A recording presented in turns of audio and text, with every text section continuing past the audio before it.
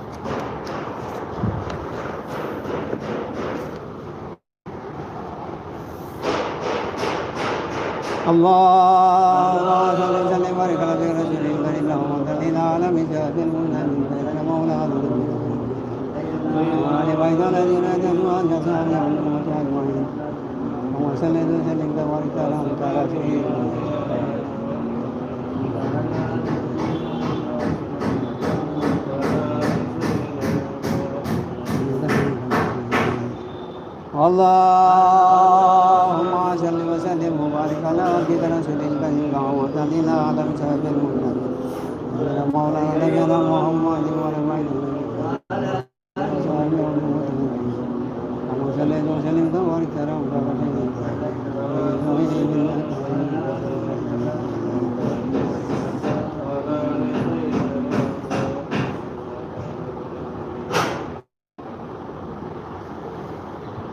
আমার তো কোনো যোগ্যতা নেই, এই দরবারে বয়ান করার মতো কোনো ক্ষমতা নেই।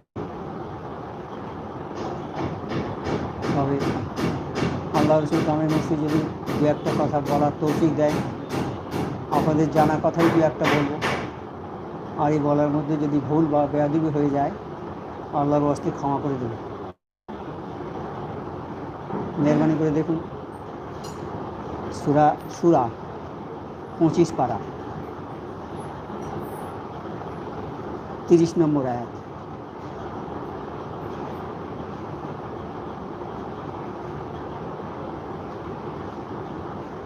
أعوذ بالله من الشيطان الرجيم بسم الله الرحمن الرحيم وما أصابكم من مصيبة فبما كسبت أيديكم ويعفو عن كثير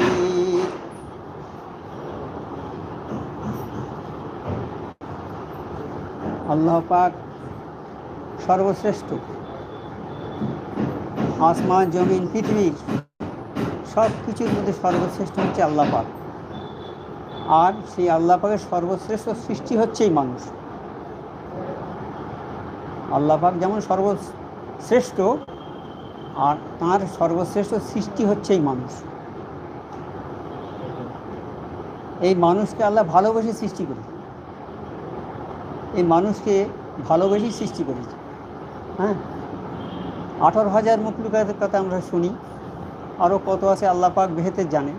এই 18,000 মখলুকাতের মধ্যে এই মানুষকে সর্বশ্রেষ্ঠ করেছে আল্লাহ। এমনকি ফেরেশতাদের চেয়েও মানুষের সম্মান বেশি। তার প্রমাণ আপনারা পেয়েছেন। এই ফেরেশতারা আদম আলাইহিস সালামকে সিজদা করেছে। আমাদের আদি পিতা তো আদম আলাইহিস সালাম। তাকে সৃষ্টি করার পর ফেরেশতারা আল্লাহ পাক বলেন, হে ফেরেশতারা তোমরা আদমকে সিজদা করো। তাহলে ফেরেশতাদের চেয়ে আদম উত্তম, এই মানুষ ফেরেশতাদের চেয়ে উত্তম। আল্লাহ ভালোবেসে সৃষ্টি করেছে বলেই এত কদর দিয়েছে আমাদের। আল্লাহ আমাদের ভালোবেসে সৃষ্টি করেছে বলেই তো আমাদের এত কদর দিয়েছে। সেই যে এত কদর আমাদের দিয়েছে, তার প্রতিদান আমরা কি দেব? যে আমাকে ভালোবাসে আমি তাকে ভালোবাসবো, তো এটা তো কথা নাকি? যে আমাকে ভালোবাসে আমি তাকে ভালোবাসবো, আল্লাহ আমাদের ভালোবাসে আমরা আল্লাহকে ভালোবাসবো, এটি তো ঠিক। আমাদের যখন দুনিয়াতে পাঠায় তার আগে আল্লাহ আমাদের রূহগুলোকে একত্রিত করে বলছে, আমি কি তোমাদের আল্লাহ? আমরা সবাই বলছি হ্যাঁ আপনি আমাদের আল্লাহ। আচ্ছা, আমি তোমাদের দুনিয়াতে পাঠাবো গ্র্যাজুয়ালি, মানে একেবারে তো সব পাঠাবে না, আস্তে আস্তে, যেমন সেই আদম আলাইহিস সময় থেকে আস্তে আস্তে আস্তে আস্তে সব আসছে, কিয়ামত পর্যন্ত আসবে। আমি আস্তে আস্তে তোমাদের দুনিয়াতে পাঠাবো, দুনিয়াতে গিয়ে আমি যে আল্লাহ তোমাদের, এই কথাটা তোমাদের মনে থাকবে তো? আমরা সবাই আল্লাহর কাছে প্রতিশ্রুতি দিই, হ্যাঁ আল্লাহ আমরা মনে করে রাখবো, আপনি আমাদের আল্লাহ, নিশ্চয়ই আপনার কথা মনে থাকবে। কিন্তু তবু আমার আল্লাহ জানতেন যে আমি যেখানে পাঠাচ্ছি দুনিয়া বড় খতরনাক জায়গা। হ্যাঁ, এই দুনিয়া সৃষ্টি করার পরে আল্লাহর ফিরে একবার তাকাননি দুনিয়ার দিকে, এত খারাপ জায়গা। কিন্তু এই খারাপ জায়গার মধ্যে থেকে আমাদের ভালো যেটা আছে সেইটা তুলে নিতে হবে, সেইটা তুলে নিতে হবে আমাদের। সেই জন্যে আল্লাহ পাক মেহেরবানি করে এই কালাম পাক পাঠালেন আমাদের উপরে, আমাদের উপরে, আমার নবী পাক সাল্লাল্লাহু আলাইহি ওয়াসাল্লামের উপরে। আমার সেই নবীর উম্মত আমরা, তিনি মানুষ ছিলেন, তাঁরই উপরে এই কালাম পাক আল্লাহ পাঠালেন, যে যাতে আমার বান্দারা কুপথগামী না হয়। হে নবী, তুমি আমার সমস্ত বান্দাদের, সমস্ত বিশ্ববাসীর কাছে আমার এই কালাম পাকের কথাগুলো জানিয়ে দেবে তাদের। তারা হয়তো দুনিয়াতে গিয়ে ভুলে যাবে সব, তা তুমি জানিয়ে দেবে। এই জন্যে এই কালাম পাক আল্লাহ পাঠিয়েছেন, আমাদের ভালোবেসেছেন বলেই। তা সেই কালাম পাকের মধ্যে আজকে যে আয়াতটা পড়লাম তাতে বলছে, আর তোমাদের উপর যেসব বিপদ আপদ আপতিত হয়, তোমাদের উপর যেসব বিপদ হয় আসে, যেমন বন্যা আসে, দুর্ভিক্ষ আসে, রোগ আসে, বালা আসে, জ্বর আসে, বিপদ আসে, কারো ছেলে মরে যাচ্ছে, কারো বিরাট শস্যের ক্ষতি হচ্ছে, কারো বিরাট পাকা বাড়ি ধসে পড়ে যাচ্ছে, এইরকম আমাদের চলার পথে বহু ক্ষয়ক্ষতি হয়, হয় নাকি? এই ক্ষয়ক্ষতি হওয়ার কারণ আল্লাহ বলে দিচ্ছে যে তা তোমাদের কৃতকর্মের ফসল, তোমরা যে কাজ করো সেই কাজের ফল। তোমাদের উপরে যেসব বিপদ আপদ বালা মুসিবত, জ্বর, দুর্ভিক্ষ, বন্যা, খরা এসব আসে একমাত্র তোমাদের কর্মফলের জন্য, তোমাদের কর্মফলের জন্য এইগুলো আসে। আমাদের কর্মফল ভালো নয় বলে এই জন্যেই আমাদের উপরে এই বিপদটা আসে। কেন আসে? আল্লাহ পাক আর একটা অন্য আয়াতে বলেছেন,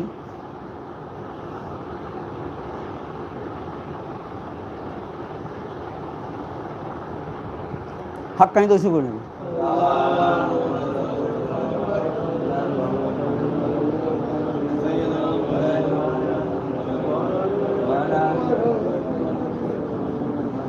বলেছে এই যে কঠোর বিপদ আপদ যেগুলো পাঠাই, এর একটা ইতিহাস আছে। কেন পাঠায় আল্লাহ, সেটা আল্লাহ ব্যাখ্যা বলেছেন। এই পরকালের কঠোর বিপদ থেকে নিরাপদ থাকে। কারণ এই যে আমরা প্রত্যেকে অসুখ, ডাক্তার বা ওষুধকে প্রত্যেকে ঝড় তুফান বন্যা বস্তুনিষ্ঠ, আচ্ছা, পার্থিব বিপদ আপদ সাধারণত মানুষের কুকর্মের ফল এবং পারলৌকিক শাস্তির একটা অতি সাধারণ নমুনা। আমরা যে মরার পরে যে আমাদের একটা শাস্তি হবে, কারো বা শান্তি হবে, কেউ জান্নাতি হবে আর কেউ বা দোজকি হবে। যারা দোজকি হবে তাদের যে কি শাস্তি, সেই শাস্তির একটা সামান্য নমুনা, যে এখানে এসে কি শাস্তি পাবে তোমরা, তার একটা সামান্য নমুনা। যেমন এখন যে জ্বর হচ্ছে, কীরকম জ্বর হচ্ছে বলুন, পেরেশানি হয়ে যাচ্ছে মানুষ জ্বরে।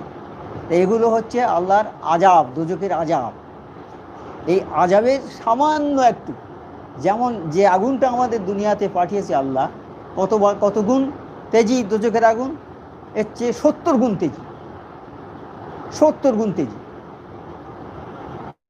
তাহলে সেই আগুন দিয়েছে আমাদের কাজের জন্য, তাই তো? আবার সেই আগুন আমাদের পুড়িয়ে ছারখার করে দেয়। সেই রকম ওই যে পরবর্তী জীবনে আমাদের যে আজাব হবে, সে আজাবের সামান্য অংশ একটু দুনিয়াতে দিয়েছে, যাতে আমার বান্দারা এই কষ্ট ভোগ করার পরে যেন আমার দিকে ফিরে আসে তারা। কালাম পাকে এটা পরিষ্কার বলে দিয়েছে। আর বলছে যে বান্দারা এই কষ্ট পেলে যেন আমার দিকে ফিরে আসে। হঠাৎ একটা ছেলে মারা গেল, কার যায়, সে যদি ইমানদার হয় তখন বলবে আল্লাহ তুমি যা করো, তোমার হুকুম মতো সব হয়েছে, আল্লাহ আমি তুমি যা করেছো তাতেই আমি রাজি। হ্যাঁ, তখন তার জন্যে আল্লাহর তরফ থেকে সুসংবাদ আসে। আর কেউ বুক চাপড়ে কাঁদছে, আল্লাহ তুমি এই সব মাস করলে আমার, আল্লাহ তুমি এই করলে আমার একটা ছেলে, তাহলে না ফরমানি করবে। এইরকম ক্ষতি, এইরকম আজাব, এটা আল্লাহর তরফ থেকে আসে আমাদের গোনার জন্য, আমাদের নিজেদের কাজকর্মের জন্য। তাই এই আয়াতের উপরে নবী পাক সাল্লাল্লাহু আলাইহি ওয়াসাল্লাম বলছেন, ওই সত্তার কসম যার হাতে আমার প্রাণ, অর্থাৎ আল্লাহর কসম দিয়ে বলছেন, ওই সত্তার কসম যার হাতে আমার প্রাণ। নবী পাক সাল্লাল্লাহু আলাইহি ওয়াসাল্লামের প্রাণ, আমাদের প্রাণ সবই তো আল্লাহর হাতে। হ্যাঁ, তা নবী পাক সাল্লাল্লাহু আলাইহি ওয়াসাল্লাম কসম করে বলছেন, সেই সত্তার কসম যার হাতে আমার প্রাণ, কারো গায়ে কোনো কাষ্ঠখণ্ডের সামান্য আঁচড় লাগলে, কারো গায়ে যদি কোনো কাঠের কাষ্ঠখণ্ড মানে কাঠের টুকরো তার একটু আঁচড় লাগে, কিংবা কারো কোথাও যদি পদস্খলন ঘটে, পা স্লিপ করে, অর্থাৎ জীবনে চলার পথে পা স্লিপ মানে আসলে পা স্লিপ নয়, ক্ষতি, পদস্খলন ঘটে, ক্ষতি হয়, কিংবা কারো রোগ ব্যথা দেখা দিলে তা সবই কোনো না কোনো গুনাহের প্রতিফল বলে মনে করতে হবে। নবী পাক সাল্লাল্লাহু আলাইহি ওয়াসাল্লামের এই কথাই বলছেন।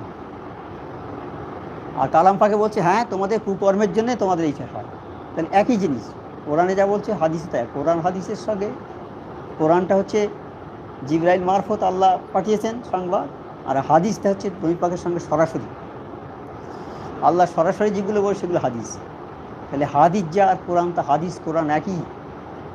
হ্যাঁ, শুধু আশার একটু তফাৎ, একটা জিবরাইল মারফত এসেছে আর একটা আল্লাহ সরাসরি পাঠিয়েছে। বাইজাবি রহমতুল্লাহ বলেন, এর অর্থ এই যে অপরাধী ও গুনাহগাররা যেসব রোগ ও ব্যাধি বিপদ আপদের সম্মুখীন হয়, হ্যাঁ, অপরাধী ও গুনাহগাররা যারা অপরাধ করে, অন্যায় কাজ করে, আর গুনাহগার গুনাহ যারা করে, যেসব রোগ ব্যাধি ও বিপদ আপদের সম্মুখীন হয়, এইসব করার জন্য যেসব বিপদের সম্মুখীন হয় তা সবই গুনাহের ফল, সবই গুনাহের ফল। কিন্তু নিষ্পাপ ও পাপ মুক্তদেরকে রোগ ব্যাধি ও বিপদ আপদের সম্মুখীন করার উদ্দেশ্য, কিন্তু যাদের পাপ নেই, নিষ্পাপ, অপরাধ নেই, নিরপরাধ, হ্যাঁ, তাদের যেসব রোগ ব্যাধি বিপদ আপদের সম্মুখীন হয় তার উদ্দেশ্য কি? তাদের ধৈর্য ও দৃঢ়তার পরীক্ষা নেওয়া, তাদের কতটা ধৈর্য আছে আর কতটা দৃঢ়তা আছে তাদের মনে, কতটা ধৈর্য এবং দৃঢ়তা আছে তাদের, সেইটা পরীক্ষা করার জন্য। এবং জান্নাতে তাদেরকে উচ্চতর মর্যাদা দান করা হয়ে থাকে।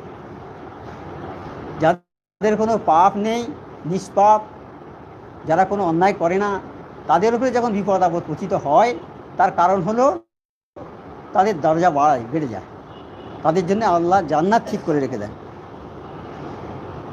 এ থেকে আরও জানা যায় যে সব বিপদ আপদ, অস্থিরতা, দুর্ঘটনা, সংকটের আসল ও সত্যিকার প্রতিকার হচ্ছে আল্লাহ তাআলার দিকে প্রত্যাবর্তন করা। তাই এই যে বিপদ আপদ, এই যা যত কিছু সুবিধা অসুবিধা আসে, এর প্রতিকারের উপায় হলো কি? আল্লাহর দিকে ফিরে যাওয়া, অর্থাৎ তওবা করা। তওবা করা মানে আল্লাহর দিকে ফিরে যাওয়া। আমি এতদিন তওবা করিনি, গুনাহ করে করে বেরিয়েছি, এখন আমি তওবা করছি, তার মানে আমি, হে আল্লাহ আমি এতদিন গুনাহ করেছি, আজকে আমি সেই যেসব গুনাহ করেছি সেই গুনার জন্য আমি অনুতপ্ত হচ্ছি, হে আল্লাহ তোমার কাছে আমি ক্ষমা চাচ্ছি, আল্লাহ আমার তামাম জিন্দগির গুনাহ খাতা মাফ করে দাও। তার মানে আল্লাহর কাছে যাওয়া, আল্লাহর দিকে ফিরে আসা। তওবা করা মানে আল্লাহর দিকে ফিরে আসা। তাহলে এই সব বিপদ আপদ থেকে মানুষের একমাত্র মুক্তির উপায় কি হলো? তওবা করতে হবে, ফিরে আসতে হবে, আল্লাহর কাছে ফিরে আসতে হবে। আল্লাহ বলে যে আমার বান্দারা আজাজিলের সঙ্গে আজাজির আল্লাহর সঙ্গে চ্যালেঞ্জ দিয়েছে যে আল্লাহ, তোমার বান্দাদেরকে তো আমি দলে দলে নিয়ে একসঙ্গে জাহান্নামে ঢুকবো, তা আপনি জাহান্নাম এত 7টা করেছেন কেন? আরও বেশি করে করলে তো ভালো হতো। আল্লাহ বলে, দেখ ইবলিস, আমার বান্দারা পাহাড় সমান গোনা করবে, সারা জীবন গোনা করবে, যদি একবার তারা আমার কাছে হাত তুলে বলল, আল্লাহ আমাদের জিন্দগির গোনা মাফ করে দাও, আমি সমুদ্র সমান নেকি নিয়ে তাদের সামনে হাজির হব, তাদের তামাম জিন্দগির গোনা মাফ করে দেব। আল্লাহ কত বড় মেহেরবান। আজকে আমাদের যুব সমাজ যারা, তারা জোয়ারে ভেসে আছে, জোয়ারে ভেসে আছে, খাচ্ছে দাচ্ছে, ঘুরে বেড়াচ্ছে, তাসের আড্ডা দিচ্ছে, দোকানে বসে আছে। তাদের কত ধৈর্য! সকালবেলা তাসের আড্ডায় বসছে, সারাদিন দুপুরে খাওয়ার কথা মনে হয় না, সন্ধেবেলা তাও যদি লোক না ডাকে তাও খাবে না, আলো জ্বালিয়ে আবার তাস খেলা করবে। তাহলে ধৈর্য কত! এই ধৈর্যটা যদি ওইখানে না লাগিয়ে যদি এইদিকে লাগাতো, নামাজ ওজিফা আল্লাহর কাজে লাগাতো, তাহলে ওরা বেমাসুম হয়ে যেত, বেহিসাব জান্নাতি হয়ে যেত। কিন্তু তারা সেগুলো করে না। তারা জানে না যে আমাদের আগামীকাল মরতে হবে, যদিও জানে, কিন্তু এটা তাদের দিলে আসর করে না। তারা মনে করে আমরা চিরস্থায়ী থাকবে এখানে। হ্যাঁ, সেই জন্যে আমাদের উচিত হবে আমাদের ছেলে মেয়ে, বিবি বাচ্চা সবাইকে নামাজের কথা বলা, নামাজ পড়ানো, নামাজের কায়দা কারণ শেখানো। আমাদের মধ্যে সবচেয়ে ঘাটতি হচ্ছে এইটা। আমার মোর্শেদ সুফি আজম রহমতুল্লাহ জামানার মোজাদ্দেদ, তিনি যেমন একটা স্কিম দিয়েছেন, এইরকম স্কিম আজ পর্যন্ত কেউ পৃথিবীতে আনতে পারেনি। তিনি বলেছেন 5 ওয়াক্ত নামাজ বিনা কাজায়। কেউ বলেছে ভাই? বড় বড় মাওলানা, হাফেজ, কারি সব যাচ্ছে, নামাজের সময় হয়ে গেছে, হাক্কানির লোক বসে আছে, তারা তো এমন করে নামাজ পড়ছে। কী করতো? তোমরা কী নামাজ পড়ছো? বলছে আমরা নামাজ পড়ছি, এই জোহরের নামাজ পড়ছি। তাহলে কেন? তো নেমে তো গাড়ি থেকে পড়া যায়। বলে আমার মোর্শেদ কেবলার হুকুম দিয়েছে যে বাবা, নামাজের সময় যেখানেই হবে সেইখানে দাঁড়িয়ে বসে হোক, যেভাবেই নামাজ পড়ে নেবে, পানি না পাও তো এমনি করে নামাজ পড়ে নেবে। বলে বাবা তোমরা কোন মাদ্রাসায় পড়েছো? না হুজুর, আমরা কোনো মাদ্রাসায় পড়িনি, আমরা হাক্কানি মাদ্রাসায় পড়ি। ওখানে যাই, আমার হুজুর কেবলা নসিহত করে, আমরা শুনেছি যে নামাজ কাজা করা যাবে না, নামাজ একদম কাজা করবে, নামাজ বিনা কাজা পড়বে। বাবা যেন আমাদেরকে তৌফিক দেয়, আমরা সেইভাবেই পড়ি, হুজুরুল্লাহর কথা মানি। আর এই কথাগুলো হুজুরুল্লাহ নয়, এটা স্বয়ং আল্লাহর কথা। নামাজ পড়ার কথা আল্লাহ বলে দিয়েছে। সর্বপ্রথম বিচার হবে আমাদের নামাজের। কাল কিয়ামতের ময়দানে সর্বপ্রথম বিচার হবে নামাজের। সেই নামাজ আল্লাহ বলবে, সমস্ত লোককে বলবে তোমরা সবাই একবার নামাজ পড়ে দেখাও, তোমরা দুনিয়াতে কেমন নামাজ পড়েছো। সবাই নামাজ পড়ার জন্য তৈরি হবে, কিন্তু যারা নামাজ পড়েছে, 5 ওয়াক্ত নামাজ পড়েছে, কাজা করেনি, তারা আল্লাহু আকবার বলে সিজদায় যাবে। উঠবে যখন, তাদের মুখটা পূর্ণিমা চাঁদের মতো হয়ে যাবে। আর একদল লোক, তারা কখনো নামাজ পড়েছে, কখনো পড়েনি, তারা সিজদায় যাবে, সিজদায় যেতে পারবে না, তাদের পিঠের দাঁড়াতে এত শক্ত হয়ে যাবে, তারা পেছন দিকে পড়ে যাবে টক্কর খেয়ে, মুখটা কালো সিয়া হয়ে যাবে। আল্লাহ বলবে দাও, ফেরেশতাদের বলবে এদের জাহান্নামে ঢুকিয়ে দাও। এদের ফিরতে ফিরতে নিয়ে যাবে, গরু ছাগলের যেমন মারে ওই রকম মারতে মারতে নিয়ে যাবে, জান্নাতের দিকে নিয়ে যাবে। জান্নাতের যে দারোয়ান আছে, জান্নাতের দারোগা আছে, জান্নাতের যারা দেখভাল করে তারা আছে, বলে ভাই তোমরা জাহান্নামে আসলে কেন? কী কাজ করেছো তোমরা দুনিয়াতে? বলে আমরা নামাজ পড়িনি আর কোনো গরিব মিসকিনকে খানা খাওয়াইনি। বলে তোমাদের কাছে কি কোনো মানুষ যায়নি যে নামাজ পড়ার কথা কি বলেনি তোমাদের? বলে হ্যাঁ, অনেক মানুষ আমাদের কাছে গিয়েছে, নামাজ পড়ার কথা বলেছে, আমরা বিশ্বাস করিনি, আমরা মানিনি সে কথাগুলো। সেই জন্য আমাদের আজ এই পরিণতি। তা এখন দুনিয়াটাকে যারা স্বর্গ মনে করবে, এক শ্রেণীর মানুষের জন্য দুনিয়াটা স্বর্গ, মুমিনের জন্য দুনিয়াটা হচ্ছে জেলখানা।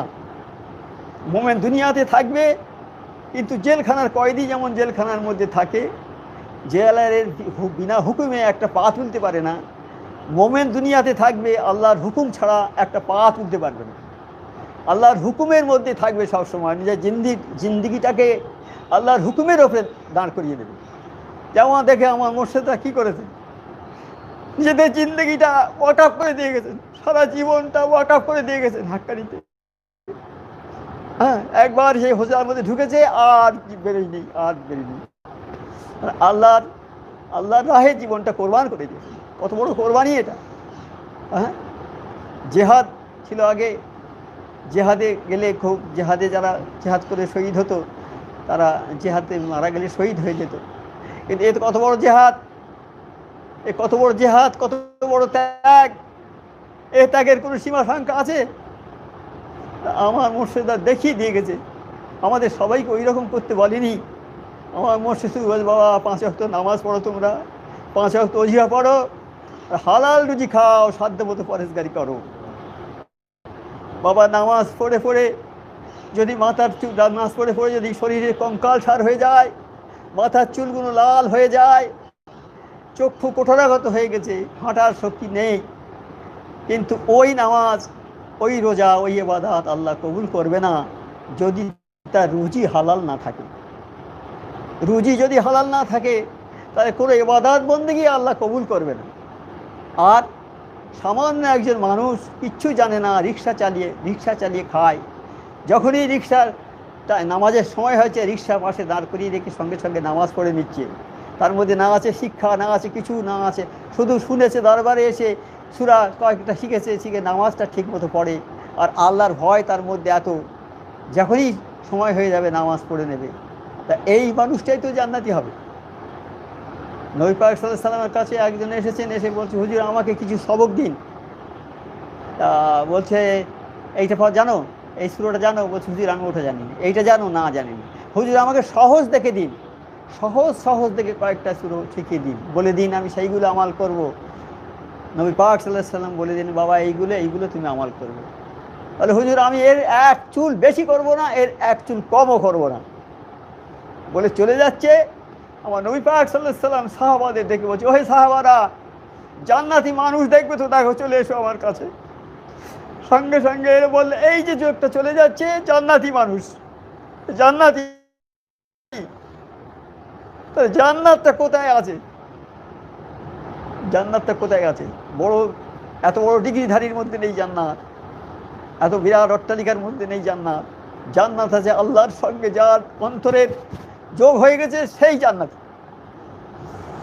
আমার মুর্শিদ কত কত সহজভাবে যাতে সমস্ত বিশ্বের মানুষ আল্লাহমুখী হয়ে যায়, সেই জন্য তিনি কত ছোট্ট ওজিফা, সূরা ফাতিহা, সূরা ইখলাস, ফালাক, নাস, এ সবার জানা আছে। সূরা ইখলাস যে পড়বে, নবী পাক সাল্লাল্লাহু আলাইহি সাল্লাম একজন ইমাম পাঠিয়েছিলেন মসজিদে কিবলাতাইনি তো কিবলাতাইনে একজন ইমাম পাঠিয়েছিলেন। তা সেই ইমাম প্রতি রাকাতে ওই সূরা ইখলাস দিয়ে নামাজ পড়ে, প্রতি রাকাতে। মুক্তাদিদের সব রাগ হয়ে গেল, বলে, তোমার কি আর কোনো সূরা জানা নেই? তো বলছে, জানা থাক না থাক, আমার ইচ্ছা, আমি পড়াবো। যেহেতু নবী পাক সাল্লাল্লাহু আলাইহি সাল্লাম ওখানে নিয়োগ করেছেন ওনাকে, ওদের তো কারো ক্ষমতা নেই ওনাকে হটানোর, তাই বলছে, নবী পাকের কাছে নালিশ করলো যে, হুজুর আপনি যে ইমাম পাঠিয়েছেন সেই প্রতি রাকাতে সব সময় ওই সূরা ইখলাস পড়ে। তা বলছে, আচ্ছা ইমামকে নিয়ে এসো। নিয়ে গেল।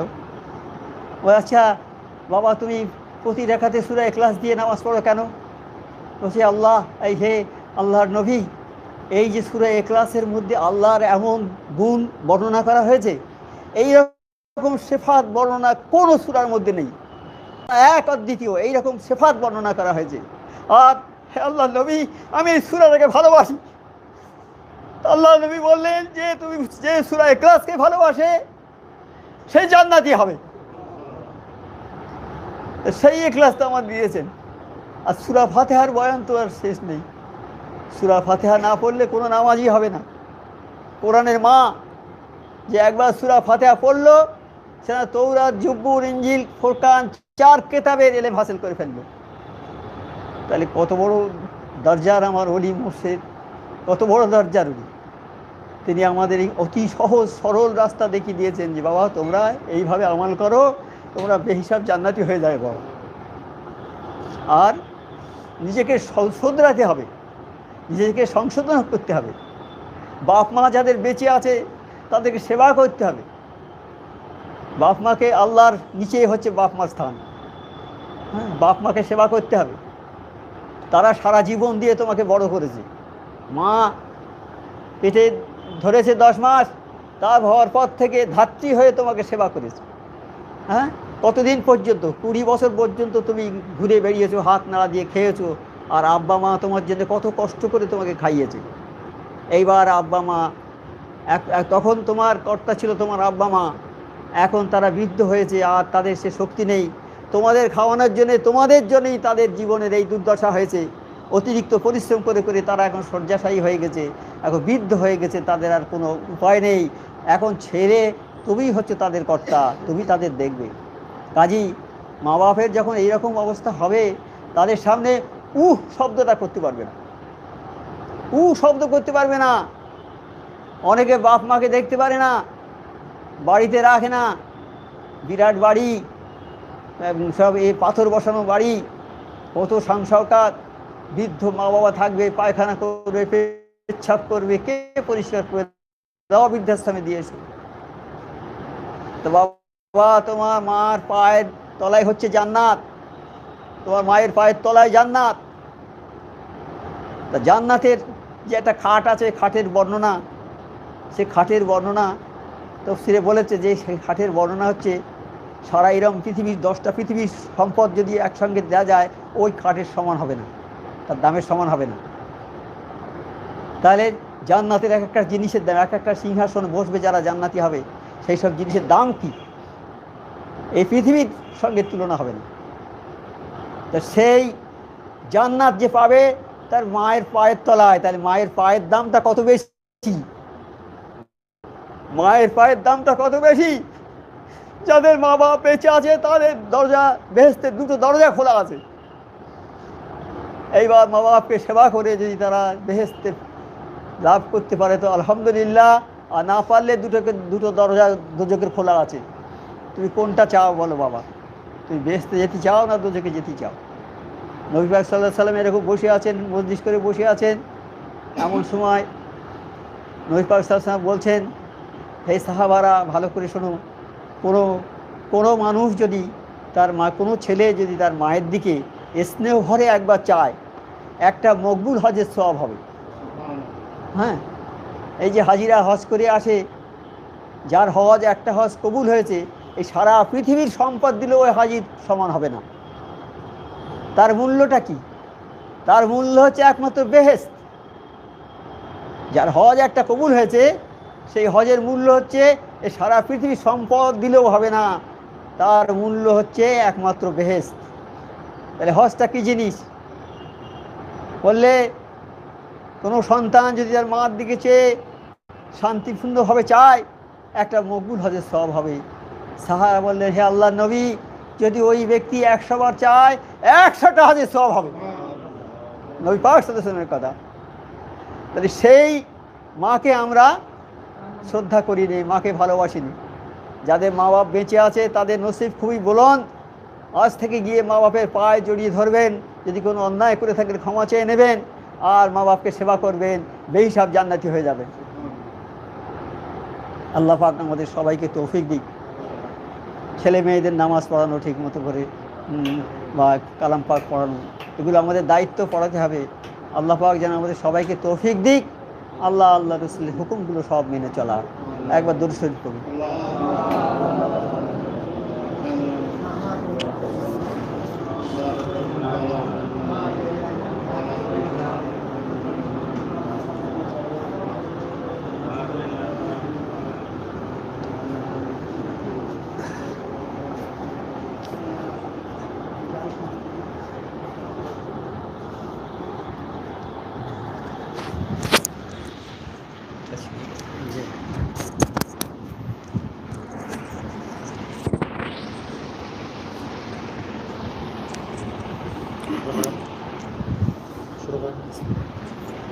حقاني درشيف اللهم صل وسلم وبارك على عبدك ورسولك الكريم وعلى آله صحابه المؤمنين سيدنا مولانا نبينا وعلى آله وصحبه وأولاده وذريته وأزواجه وصحبه وأوليائه وأمته أجمعين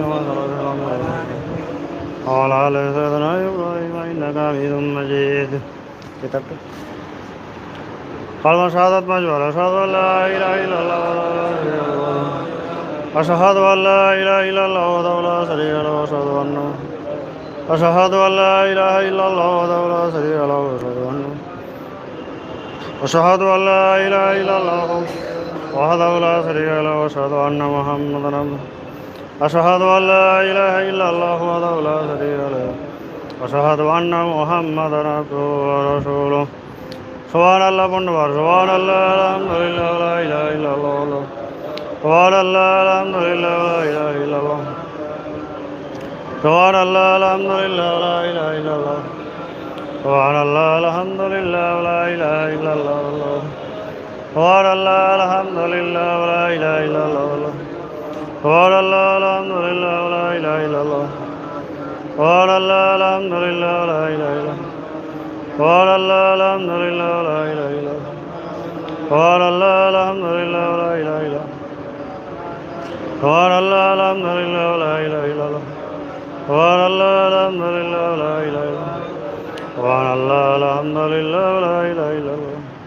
سبحان الله الحمد لله ولا إله إلا الله سبحان الله الحمد لله سبحان الله الحمد لله ولا إله لا حول ولا قوة إلا بالله العلي لا حول ولا قوة إلا بالله العلي لا حول ولا قوة إلا بالله العلي لا حول ولا قوة إلا بالله العلي لا حول ولا قوة إلا بالله العلي سبحان قدوسن سبحان قدوسن ونارا والملائكة سبحان قدوسن ونارا والملائكة سبحان قدوسن ونارا والملائكة سبحان قدوسن ونارا والملائكة أستغفر الله أستغفر الله ربي من كل ذنب أستغفر الله ربي من كل ذنب وأتوب أستغفر الله ربي من كل ذنب وأتوب أستغفر الله ربي من كل ذنب وأتوب أستغفر الله ربي من كل ذنب وأتوب إليه سورة فاتحة پانچ أعوذ بالله من الشيطان الرجيم بسم الله الرحمن الرحيم الحمد لله رب العالمين الرحمن الرحيم إياك نعبد وإياك نستعين اهدنا الصراط المستقيم غير المغضوب عليهم ولا الضالين بسم الله الرحمن الرحيم الحمد لله رب العالمين الرحمن الرحيم إياك نعبد وإياك نستعين اهدنا الصراط المستقيم صراط الذين غير المغضوب عليهم ولا الضالين بسم الله الرحمن الرحيم الحمد لله رب العالمين الرحمن الرحيم غير المغضوب عليهم ولا الضالين بسم الله الرحمن الرحيم الحمد لله رب العالمين إياك نعبد وإياك نستعين اهدنا الصراط المستقيم أنعمت عليهم غير المغضوب عليهم ولا الضالين بسم الله الرحمن الرحيم الحمد لله رب العالمين اهدنا الصراط المستقيم صراط الذين أنعمت عليهم غير المغضوب عليهم ولا الضالين سورة إخلاص পড়তে পারো أعوذ بالله من الشيطان الرجيم ولا أعوذ برب الملائكة بسم الله الرحمن